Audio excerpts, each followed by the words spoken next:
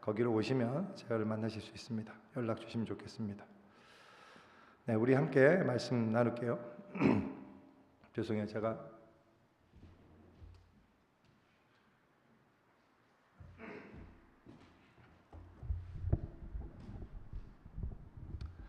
지난주에 오신 분도 아직 제 목소리를 못 들으셨을 텐데 제 목소리가 이것보다 조금 더 좋아요. 그래서 지금은 가장 좀 이제 영적인 목소리가 나오고 있습니다. 그래서 이렇게 원래 부흥사들의 목소리신데, 저희가 이제 재작년 10월부터 창세기 강해 시작해서 계속해서 해오고 있습니다. 이제 오늘부터는 소위 우리 요셉 이야기를 하게 되는데요. 이 요셉에 관한 스토리 시작하면서 오늘은 이제 서론격인 그런 말씀이 될 것 같습니다. 하지만 오늘 내용이요, 우리가 앞으로 요셉 이야기를 해나갈 때 요셉 이야기를 제대로 이해하는데 굉장히 중요한 방향을 잡는 시간이기 때문에 꼭 집중해서 함께 나눴으면 좋겠습니다. 본문은 오늘 요셉이 등장하는 37장 이전에 36장의 본문의 일부 내용을 함께 읽고 그다음 37장의 첫 부분만 읽으려고 합니다. 본문을 읽을게요. 36장인데요. 몸이 불편하지 않으시면 다 함께 일어나셔서 우리 한 목소리로 읽었으면 좋겠습니다. 도중에 계속 중략된 내용이 있고요. 제가 한 절씩만 우리가 읽었으면 좋겠습니다. 먼저 1절입니다. 시작. 에서 곧 에돔의 족보는 이러하니라. 9절입니다. 세일산에 있는 에돔 족속의 조상 에서의 족보는 이러하고, 또 15절. 우리 에서 자손 중 족장은 이러하니라. 에서의 장자 엘리바스의 자손으로는 대만 족장, 오말 족장, 스보 족장, 그나스 족장과, 또 19절. 에서 곧 에돔의 자손으로서 족장된 자들이 이러하였더라. 31절입니다. 이스라엘 자손을 다스리는 왕이 있기 전에 에돔 땅을 다스리던 왕들은 이러하니라. 마지막 43절. 막디엘 족장, 이람 족장이라. 이들은 그 구역과 거처를 따른 에돔 족장들이며 에돔 족속의 조상은 에서더라. 야곱이 가나안 땅 곧 그의 아버지가 거류하던 땅에 거주하였으니. 계속해서 읽을게요. 야곱의 족보는 이러하니라. 요셉이 17세의 소년으로서 그의 형들과 함께 양을 칠 때 그의 아버지의 아내들 빌하와 실바의 아들들과 더불어 함께 있었더니 그가 그들의 잘못을 아버지에게 말하더라. 요셉은 노년에 얻은 아들이므로 이스라엘이 여러 아들들보다 그를 더 사랑함으로 그를 위하여 채색 옷을 지었더니 그의 형들이 아버지가 형들보다 그를 더 사랑함을 보고 그를 미워하여 그에게 편안하게 말할 수 없었더라. 아멘. 네, 우리 자리에 앉아 주십시오.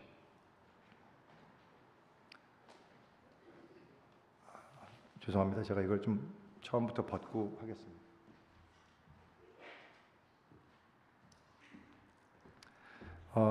혹시 여러분들은 그리스도인이 됨으로써 기대하는 바가 뭐가 있으신가요?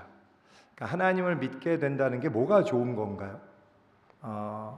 이제 조금 더 정확하게 노골적으로 질문을 드린다면, 이제 믿지 않던 사람이 하나님의 자녀 혹은 하나님의 백성이 아니었던 사람이 예수님을 만나고 믿게 됨으로써 그리스도인, 즉 하나님의 백성이 된다면 그 변화로 인해서 어떤 베네핏을 기대할 수 있다고 생각하십니까?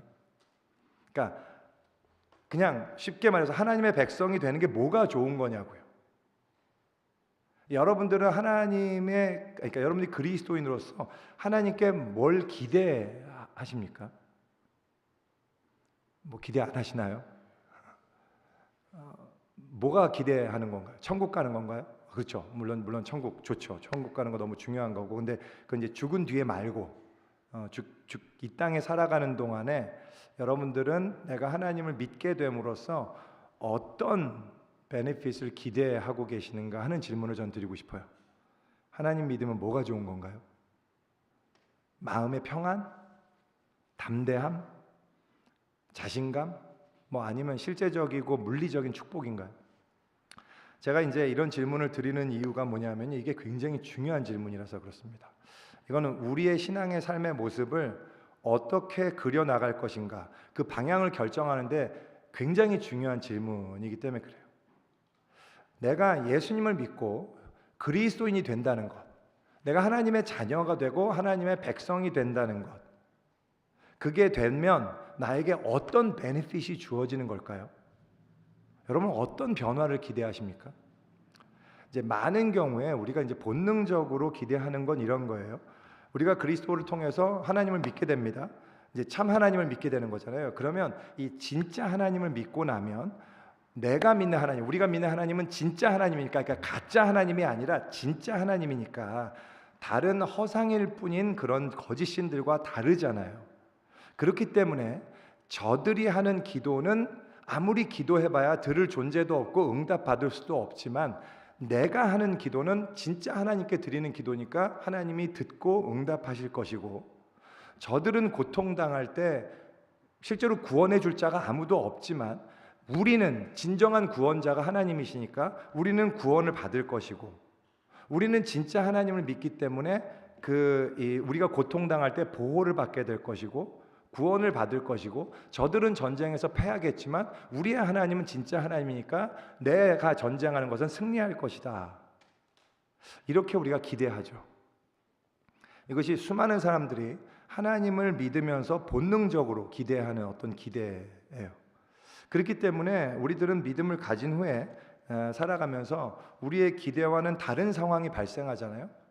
그러면 굉장히, 그러니까 그 반대의 현상들이 발생하는 것을 막 목도하게 되면 굉장히 당혹스러워하거나 막 분노를 느끼거나, 아니면 막 하나님에 대해서 의심하게 되거나, 아니면 하나님을 이제 거부하고 그냥 떠나게 되기도 하는 거죠. 예컨대 내 옆집 가정에 엄마가 죽을 병에 걸렸습니다. 그래서 막 근데 가진 병을 치료하려고 했는데도 안 나았는데 막 무당을 불러다가 막 푸닥거리를 하고 막 이러더니 진짜로 기적적으로 나았어요. 그래갖고 건강하게 사세요. 근데 우리 집에 우리 엄마가 병에 걸렸어요.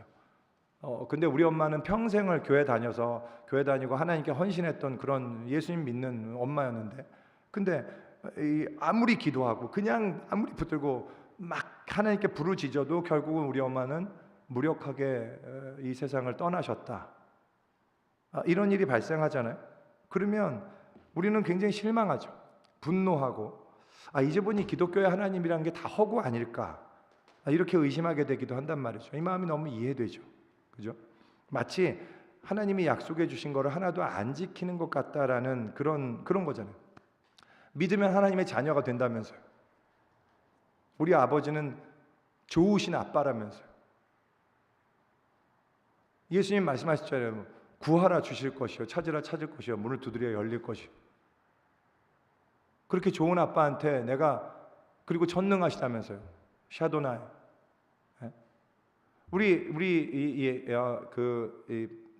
하나님이 우리에게 가장 좋은 걸 주신다고 하시는데, 전능하신 하나님은 선하신 하나님이고 나를 그렇게 사랑하신다는데, 아니 고작 이거 하나 안 들어주시는 하나님이 무슨 사랑의 아빠야 라는 생각을 우리가 하게 된단 말이죠. 그죠?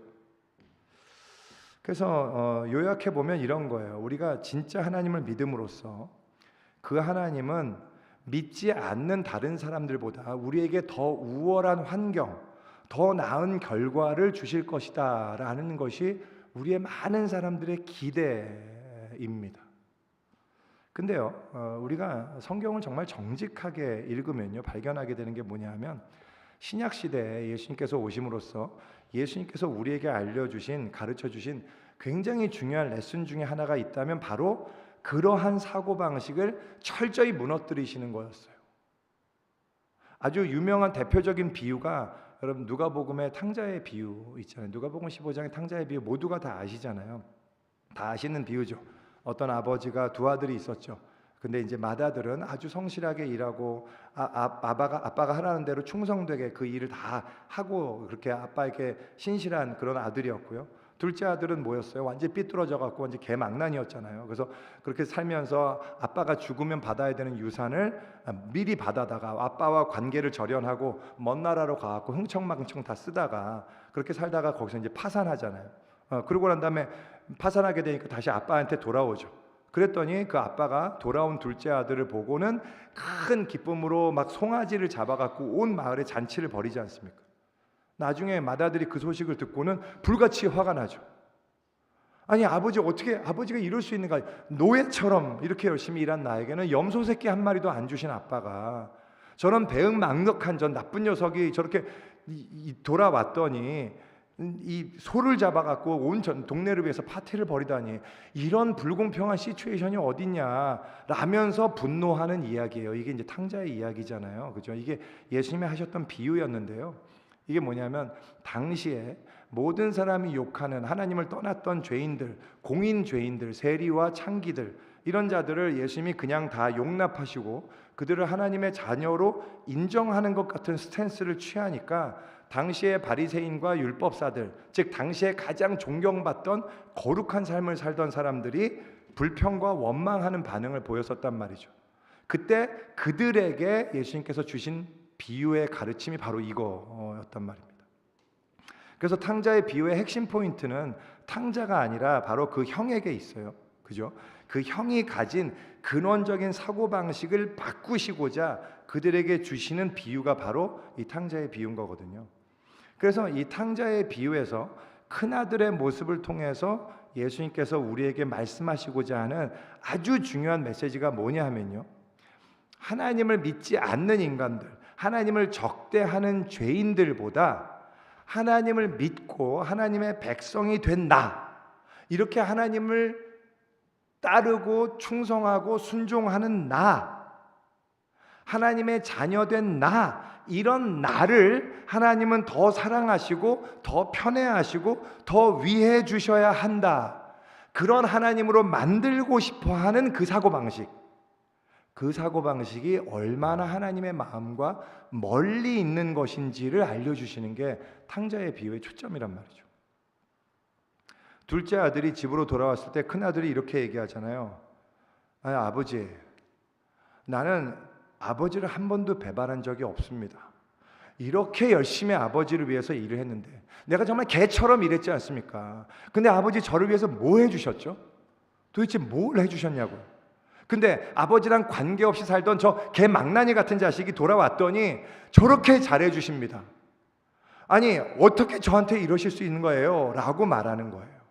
그게 큰아들이 했던 말이잖아요. 그 안에 있는 마음이 뭐예요? 아버지 곁에서 아버지의 뜻을 따라서 행했던 나에게 당연히 더 어드밴티지가 있어야 되는 거 아닙니까? 방탕한 자식이 아니라 충성된 자식에게 아버지의 관심과 사랑이 집중되어야 마땅한 거 아닙니까? 라는 게 큰아들의 생각이었단 말입니다.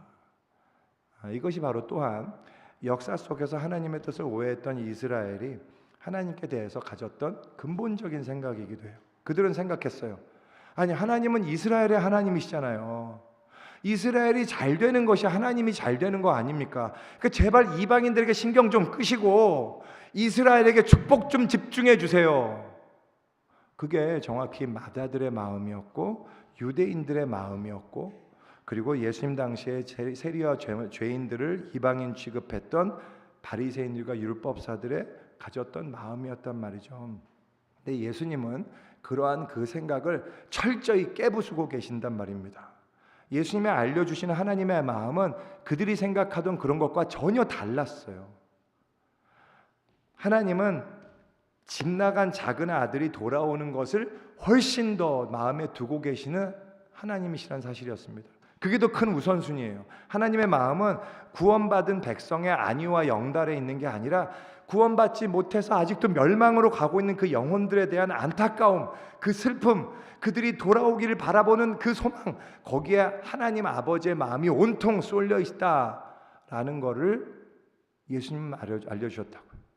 근데 제가 이제 왜 이런 말씀을 드리느냐, 이스라엘의 유대인도 아니고 바리새인 서기관들도 아닌 신약 시대에 예수님의 복음을 듣고 그 예수님의 제자들을 통해서 예수를 믿게 된 우리들조차 그리스도인이 된 이후에 우리 안에 하나님을 향해서 기대하고 있는 것들이 뭐냐 생각해 보면 너무나 이 맏아들과 비슷한 마음일 때가 많다는 거죠.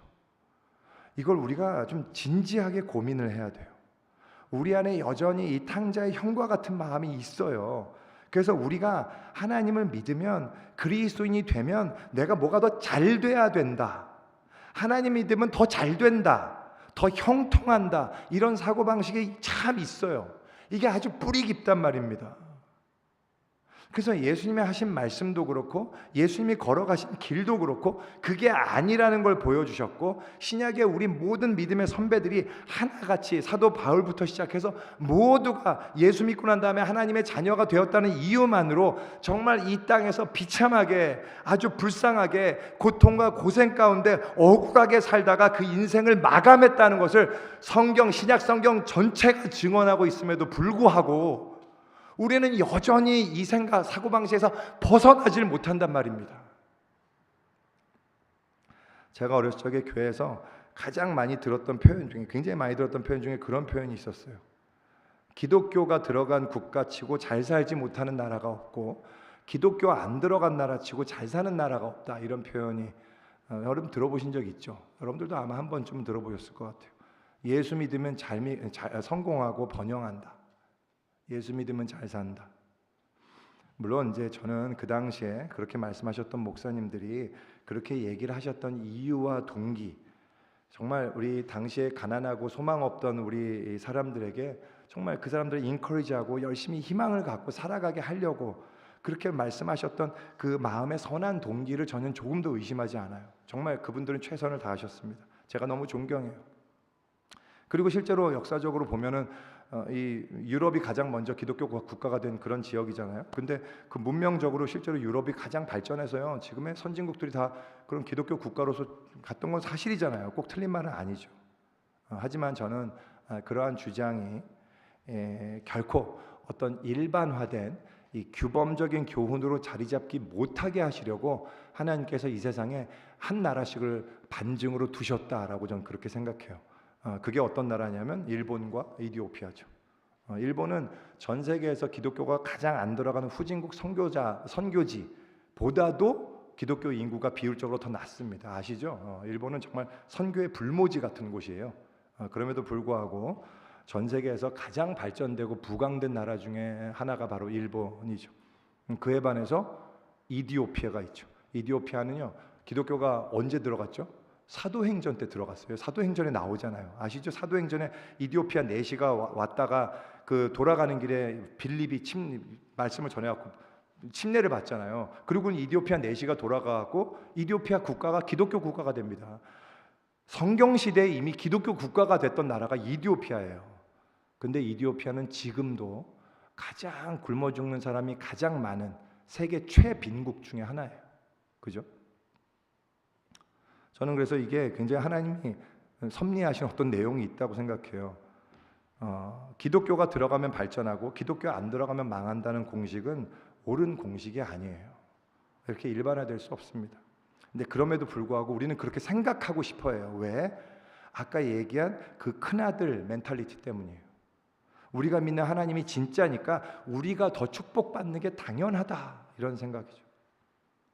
뭐 얘기 나온 김에 또 관련 이게 연결해 보면 좀 관련이 있는데요. 뭐냐면 은근히 우리 안에 자리하고 있는 생각 중에 잘못된 사고방식 중에 하나가 있다면 구원을 일종의, 그러니까 우리가 믿는다는 것을 이제 보험처럼 생각하는 것도 있어요.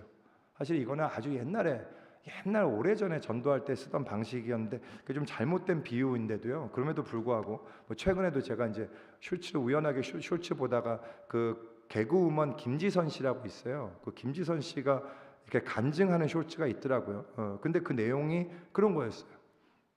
우리가 화재보험, 상해보험, 생명보험, 암보험 뭐 이런 것들이 있는데 실제로 보험료를 낸 만큼 그 실제 혜택을 정말로, 그러니까 암보험을 들고 정말 암에 걸려갖고 그 암보험 혜택을 받게 되는 그 퍼센테이지가요 5% 미만이랍니다. 아세요? 그러니까 그래서 실제로 혜택을 받는 퍼센트가 굉장히 낮아요. 근데 그럼에도 불구하고 우리가 웬만하면 다 보험에 든다. 왜? 왜냐면 어떻게 될지 모르니까. 그런데 왜 혹시라도 있을지 모르는 죽은 이후의 운명에 대해서 보험을 안 드냐? 이게 이제 그분이 하셨던 얘기 중에 그분의 취지였어요. 그래서 그러면서 강조하죠. 이거는 월 납입금도 없다. 공짜다. 그저 주님을 내 구주로 믿습니다 하면 보험 가입이 딱 되는 거다. 이렇게 이제 간증하시면서 전도하시는 거예요. 제 개인적으로 코미디언 김지선 자매를 굉장히 좋아하고 또 그분의 예수 안 믿는 사람들에 대한 안타까운 마음, 전도하고 싶은 열정, 그런 선한 동기와 그렇게 말하는 취지를 저는 조금도 의심하지 않아요. 틀림없이 너무 좋은 의도였고 너무 귀한 선교의 그런 마음이었을 거예요. 하지만 그럼에도 불구하고 그분이 얘기하시는 보험의 비유는 오해를 줄 소지가 너무나 많다고 생각합니다. 그래서 좀 조심스럽게 제가 말씀드리면 아무리 좋은 마음이라 하더라도 저는 그렇게 전도하면 안 된다고 생각해요. 왜냐하면 그건 일종의 사기거든요. 사기. 복음을 약장사가 약 파는 수준으로 격화시키는 거기 때문에 그렇습니다. 뭐가 문제냐? 믿는 것은 이 보험과 같다라는 주장에 담겨 있는 의미는 뭐냐 하면 믿져야 본전이라는 생각이에요.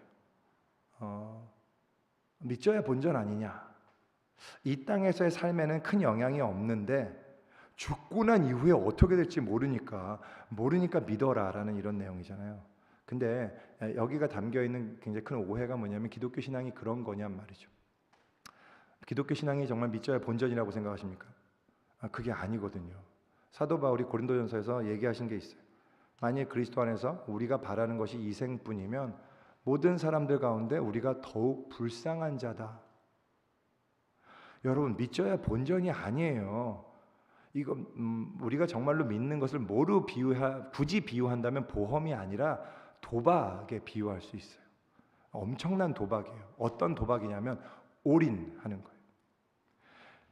왜냐하면 이렇게 베팅함으로써 만약에 저쪽 패가 내 패보다 좋으면 나는 쫄딱 망하는 거기 때문에 그래요.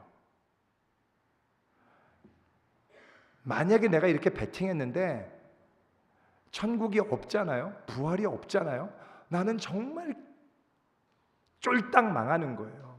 기독교 신앙은 절대 믿져야 본전이 아닙니다. 천국 없으면 부활 없으면 엄청 믿지는 장사예요. 진짜 바보 같은 짓을 하는 거란 말이죠. 그게 기독교 신앙이에요. 세상에서 정말 불쌍한 비참한 삶을 사는 거란 말입니다. 만일 부활이 없다면 진짜 망하는 거예요. 망하는 거. 그게 기독교 신앙이란 말입니다.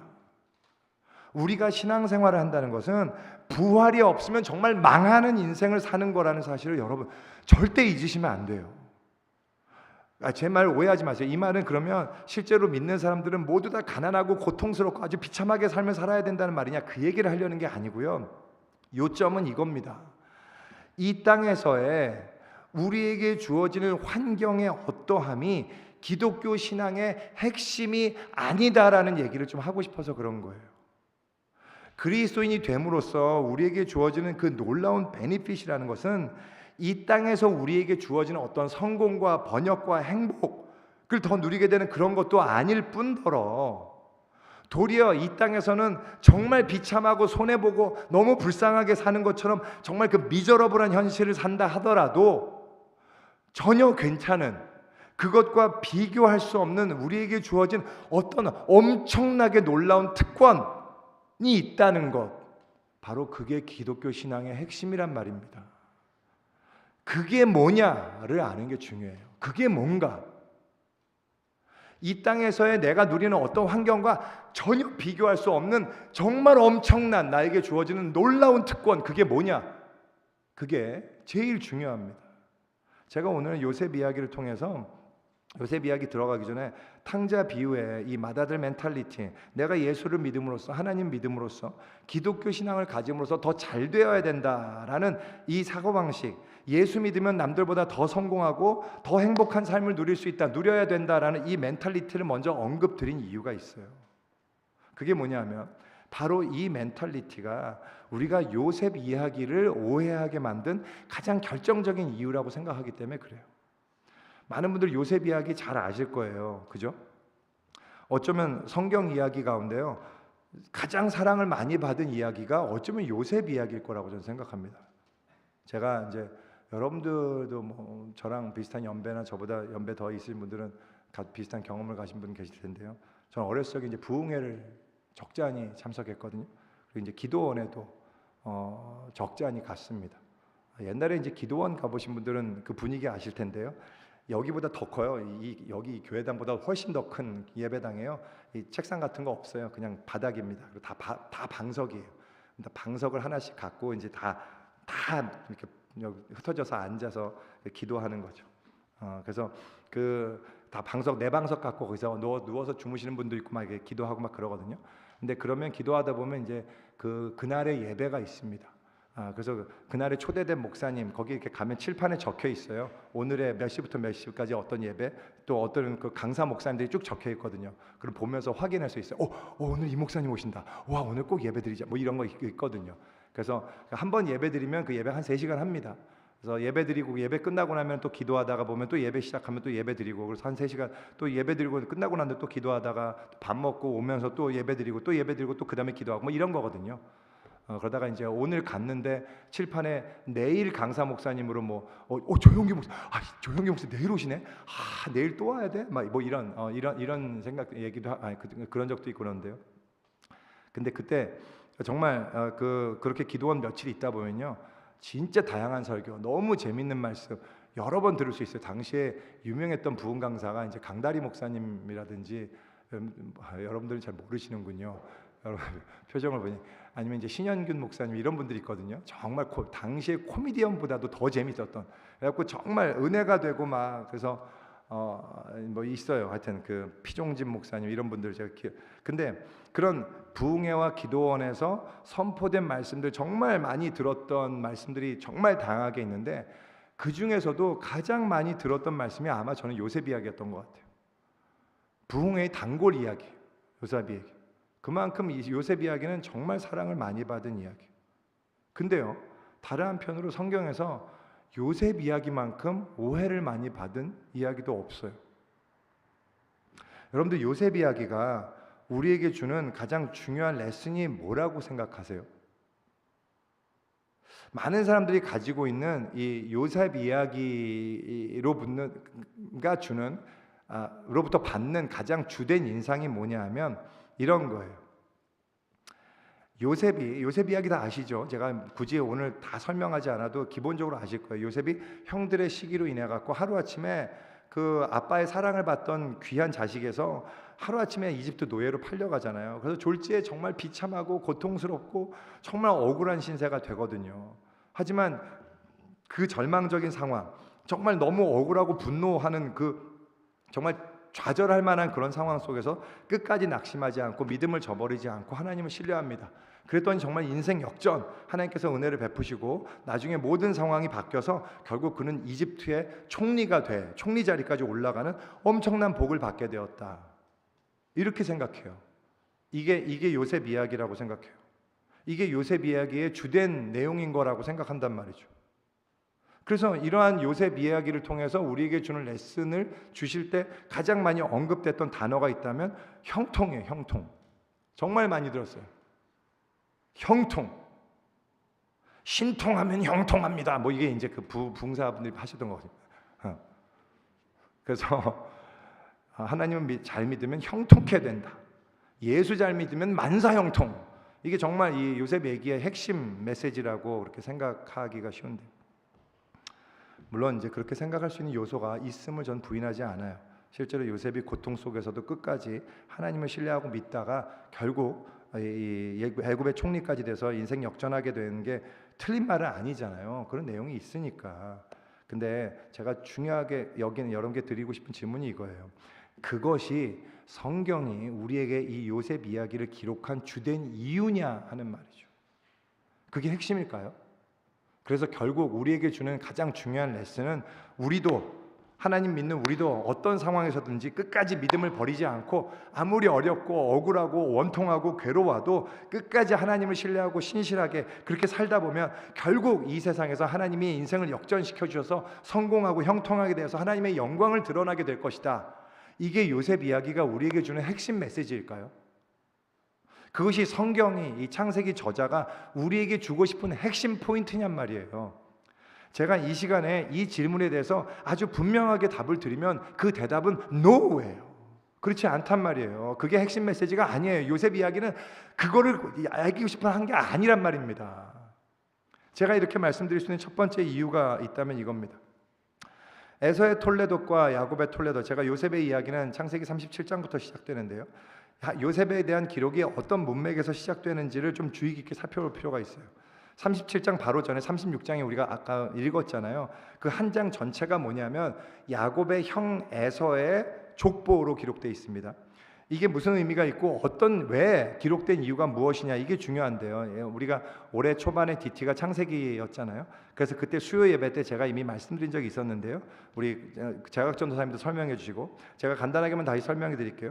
창세기는 총 10개의 톨레도스로 이루어져 있다고 말씀을 드린 적이 있어요.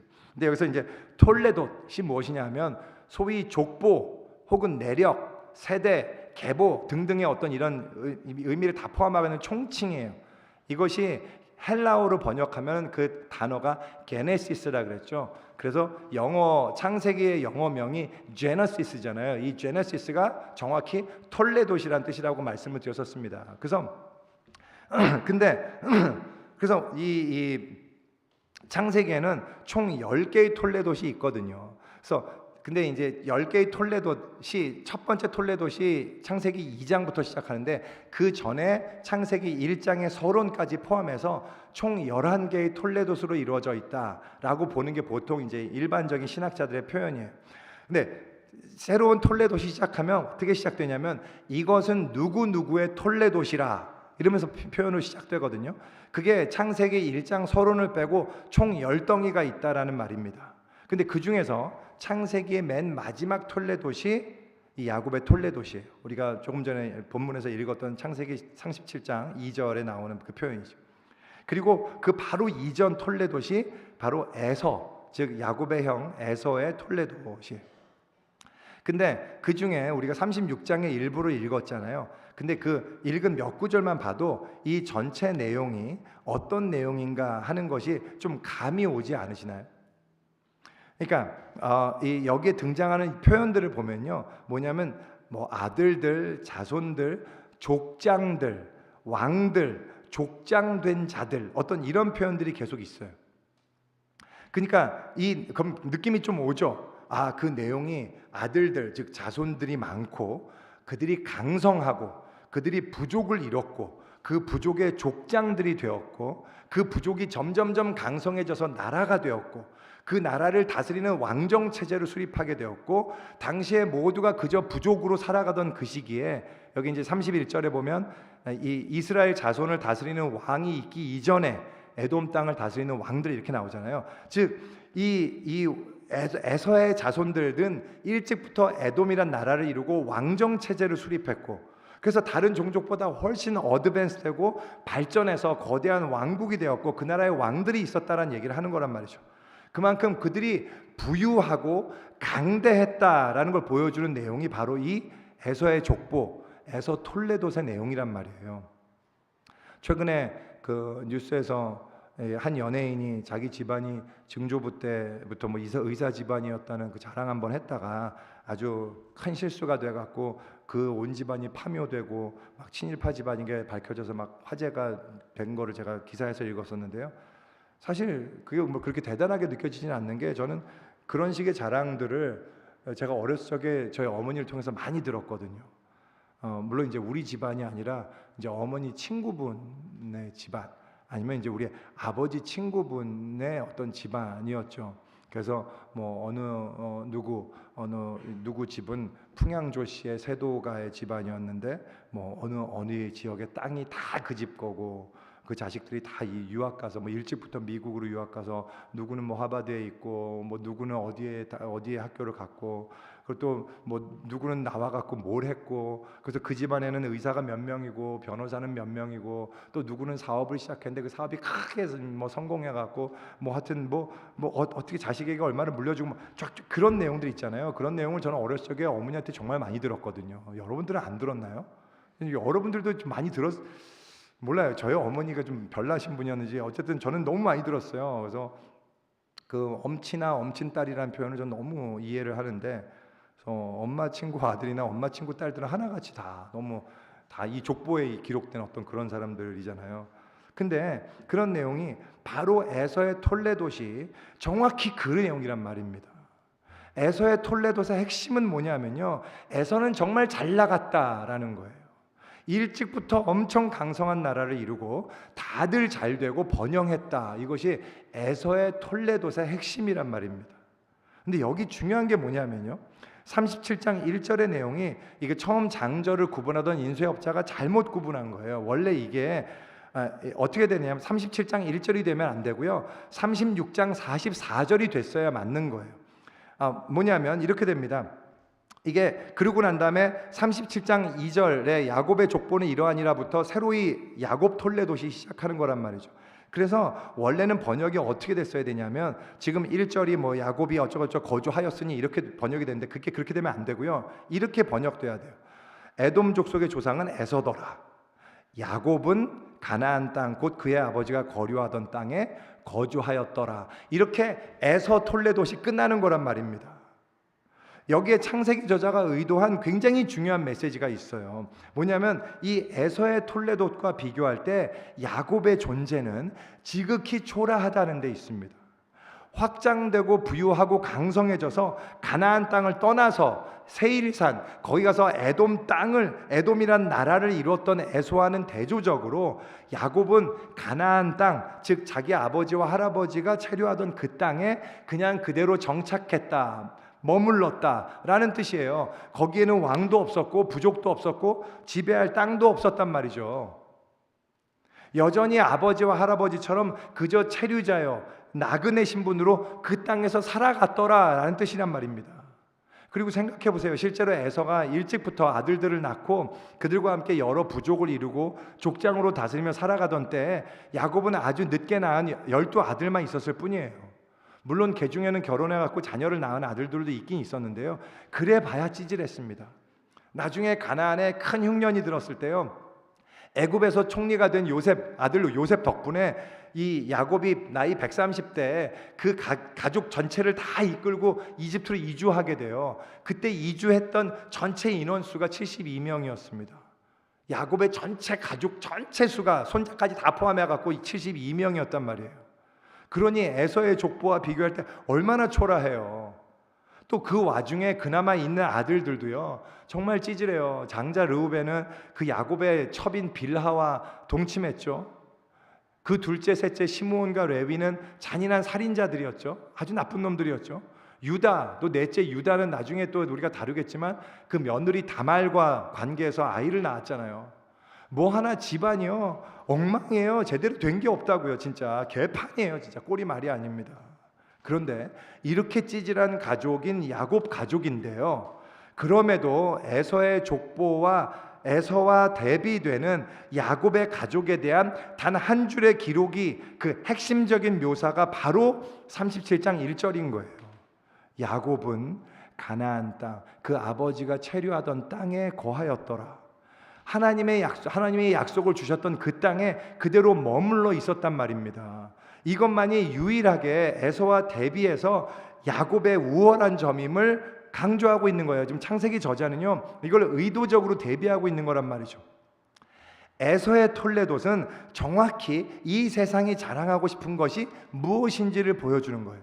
권력과 부, 이 세상에서의 성공, 인기, 행복, 안락함, 이런을 위해서 투쟁한 이야기가 에서의 스토리란 말이에요. 그런데 그런 이야기를 배경으로 볼 때에는 하나님의 백성들은 너무나 초라해요. 실패자로 보입니다. 약하고 지고 당하고 뒤처진단 말이죠. 근데요, 하나님은 그러한 에서의 승리 스토리에는 관심이 없으세요. 그래서 그런 에서의 무용담들은 성경에 나오지 않는 거란 말이에요. 그들의 톨레돗은 그저 족보로 이름들만 기록되는 거란 말이죠. 그에 반해서 야곱은요, 에서의 이야기에서, 에서의 톨레돗에서 너무 실패자로 보이는 존재지만 도리어 하나님의 이야기, 하나님이 그 언약을 성취해 가시는 구원의 이야기 속에서는 하나님의 뜻에 순종하는 종으로, 그래서 그 언약 성취의 도구로 사용되는 사명자의 모습으로 기술되는 거란 말이죠. 그리고는 야곱의 톨레돗이 등장하는 거예요. 37장 2절, 야곱의 족보는 이러하니라. 요셉이 17세의 소년으로서, 이렇게 얘기가 등장하는 거란 말이죠. 여기서요, 야곱의 족보를 소개하면서, 즉 야곱의 톨레도스는 이러하다라고 소개하면서 요셉 이야기가 시작된다는 점이 굉장히 중요해요. 이것이 요셉 이야기의 핵심이 요셉의 성공담에 있는 것이 아니라고 말씀드릴 수 있는 두 번째 이유란 말이죠. 요셉의 이야기가 야곱의 톨레도스는 이러하다라는 말로 시작된다는 것은요, 그 뒤에 이어지는 이야기의 내용은 요셉만의 이야기가 아니라는 말입니다.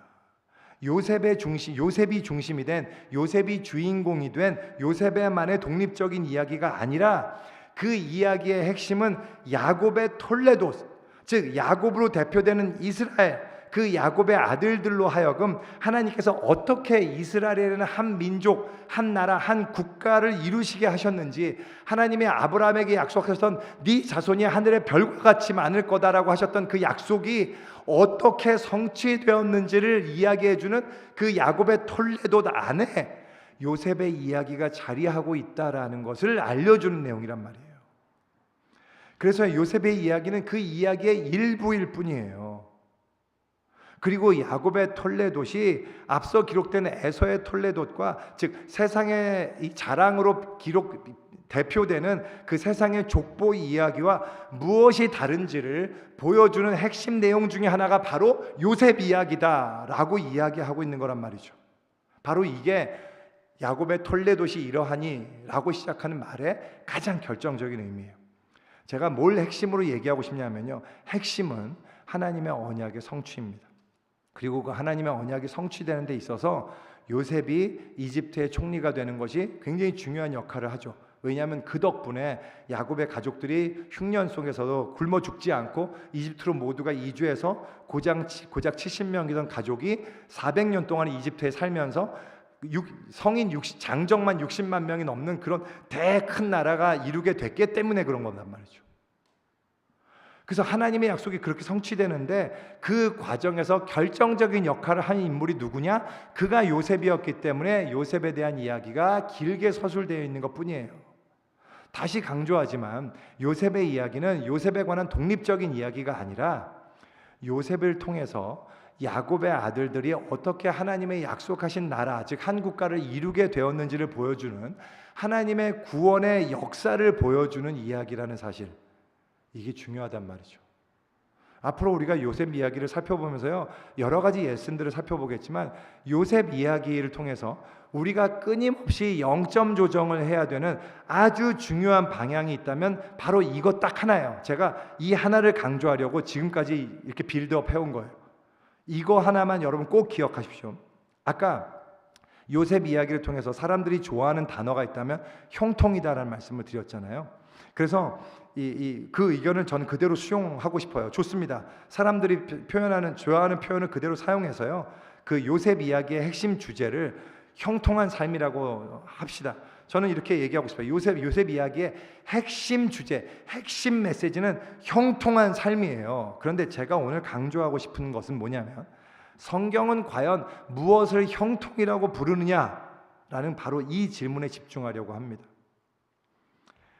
요셉의 이야기를 통해서 성경이, 창세기 저자가 강조하고 싶은 형통이란 뭐냐면 바로 하나님의 언약의 성취에 쓰임받는 것, 그 언약이 성취되는데 통로가 되는 것, 그것을 형통이라고 한다라는 사실이에요. 이게 바로 우리가 하나님의 백성이 될 때 우리가 기대할 수 있는 최고의 축복, 우리에게 주어진 최고의 베니핏이 바로 이거란 말입니다. 요셉의 삶은 진짜로 형통한 삶이었고 너무 복된 삶이었어요. 그런데 그 요셉의 삶이 복된 이유는 그가 이집트에서 그 억울한 누명을 다 벗고 고난이 끝나고 이집트의 총리가 되어서 그렇게 성공했기 때문이 아니란 말이죠. 그게 아니라 그의 신실함을 통해서 그가 하나님의 언약이 성취가 되는데 너무나 중요한 브릿지 역할을 하게 되었다라는 것, 그것이 그의 삶이 형통한 삶이었다라는 그 의미예요. 그 놀라운 하나님의 계획의 성취에 쓰임을 받게 되었다는 것, 그래서 그것이 그의 삶이 복된 이유고 참으로 그의 삶은 형통한 삶이었다라고 말할 수 있는 이유란 말이죠. 이것이 바로 요셉 이야기가 우리에게 주는 핵심 메시지예요. 그리고 그런 점에서 이 요셉의 이야기는 예수님께서 바리새인들을 가르치시려고 했던 그 탕자 이야기와 핵심이 동일한 메시지란 말이죠. 하나님의 마음은 우리 믿는 자의 번영에 있는 게 아니에요. 요셉이 애굽에서 총리가 됐다더라, 너무 성공했다더라에 있는 게 아니란 말입니다. 거기에 있지 않아요. 그게 아니라 하나님의 마음은 우리가 하나님의 언약, 그 구원의 약속을 성취하는데 통로로 사용되기를 원하는 마음, 바로 그게 하나님의 마음이란 말입니다. 거기에 하나님의 마음의 핵심이 있는 거예요. 우리도 마찬가지예요. 우리가 하나님의 자녀가 됨으로써 우리에게 이루어진 형통의 축복이란, 우리가 참 하나님을 믿기 때문에 그렇지 않은 자들보다 더 보호받고 더 건강을 누리고 더 성공하고 더 부강하게 되고 더 문제가 해결되고 거기에 있는 게 아니고요. 거기에 없다니까. 만약에 그걸 원한다면 에서의 삶으로 가세요. 그게 훨씬 빠르다니까요. 에서가 더 잘 나가요. 에서가 훨씬 성공한다고. 에서가 훨씬 부유하게 될 거란 말입니다. 에서가 훨씬 건강할 거라니까요. 하지만 우리가 하나님의 자녀가 됨으로써, 하나님의 백성이 됨으로써 우리에게 주어지는 형통이란 건 그게 아니고요. 하나님이 이 땅을 구속하기 위해서 세우신 계획과 그 섭리, 그 언약의 섭리 속에, 그 계획 속에 우리가 편입되는 것, 이것이 형통인 거예요. 이게 축복인 거란 말입니다. 우리의 일에, 그 일에 우리의 삶과 인생이 쓰여지게 되는 것, 그게 축복인 거예요. 그게 형통이에요. 그게 요셉 메시지가, 요셉 이야기가 주는 핵심 메시지란 말이죠. 요셉 이야기는 우리에게 바로 그것을 알려주기 위한 성경의 아주 중대한 서사라는 사실을 우리가 잊어서는 안 돼요. 우리가 요셉 이야기를 앞으로 계속 묵상해 가면서요, 거듭 기억해야 하는 가장 중요한 포인트가 바로 그거란 말이죠. 근데 여러분들 오해하지 않으셨으면 좋겠어요. 제가 이렇게 말씀드리면, 저는 예수 믿고 나면 그러면 그러한 풍요나 행복이나 건강이나 성공을 바래서는 안 된다거나 그걸 기대하는 것은 잘못된 일이라고 말씀드리는 게 아니에요. 우리의 인생 속에 부딪히는 여러 문제 속에서 우리는 얼마든지 그걸 위해서 기도하고 바라고 소망할 수 있죠. 당연히 기도해야 되죠. 우리는 매주마다 기도하잖아요. 주님, 여기 문제 해결해 주세요. 제발 낫게 해주세요. 다 하잖아요. 그게 나쁜 게 아닙니다. 실제로 그 모든 바람은 하나님 나라가 완성될 때, 마지막 때는 모두에게 성취될 거고요. 또 그렇지 않다 하더라도 이 땅을 살아갈 때 하나님께서 어떤 사람에게는 때로 일찍 그것을 성취케 해주신단 말이죠. 그걸 부인하지 않습니다. 그렇게 다 좋아요. 우리는 그걸 원하고 기도해야 돼요. 근데 제가 지금 여기서 강조하고 싶은 것은, 지금 이 땅에서 살아가는 동안에 하나님의 자녀가 된 우리에게 주어진 특권과 권세, 형통이 거기에 있지 않다는 것을 꼭 기억하시란 말이에요. 우리가 그 핵심을 놓쳐서는 안 된다는 말씀을 꼭 드리고 싶어서 그렇습니다. 이 땅에 살아가는 동안에 혹여라도 누군가는 그런 환경에 처해졌는데 나는 그런 좋은 환경을 얻지 못했다고 하더라도, 건강을 되찾지 못했다고 하더라도, 성공하지 못했다 하더라도 내 인생이 형통하지 않구나라고 오해하지 말라는 말이에요. 왜냐하면 다시 한번 거듭 강조하지만 하나님이 구원을 통해서 우리에게 주시는 이 땅에서의 삶의 형통이란, 우리가 결국 세상이 부러워하는 어떤 결과를 얻고 부유하고 더 우월한 환경을 누리게 되는 것에 있는 것이 아니기 때문이란 말입니다. 그게 아니고 우리가 하나님의 언약의 성취의 통로가 되었다라는 바로 그 사실에 있기 때문이에요. 제가 우리의 믿음의 선배 중 한 분만 소개해드리고 오늘 말씀 마칠게요. 조금 길어졌지만 죄송합니다. 한 분만 소개하고 마치겠습니다. 이 청년의 이름은 윌리엄 위링 볼든입니다.